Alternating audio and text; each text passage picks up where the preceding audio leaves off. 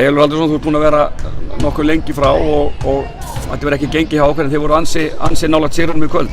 Hvað segirðu, hver fyrstu viðbrögð til leiks? Já, gaman að vera komin aftur eftir langan og leiðilegan tíma.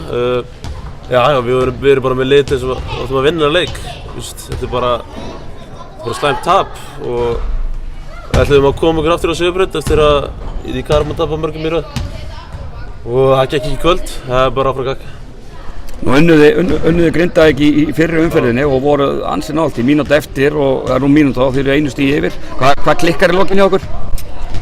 Kemur þarna leiklið á einu stigi yfir og ég er brítandi þrist klaufalega, ég tekið það á mig og síðan förum við yfir og náðum ekki að skora. Síðan koma þeir yfir og setja þrist og hann fór þetta, svona datt þeirra megin bara í dag. Alveg eins og Finnur sagði, þetta stöngin inn, stöngin út dæmið, þetta fjall bara ekki með okkur. En engin beigur í ykkur fyrir framhaldið, vænti ég?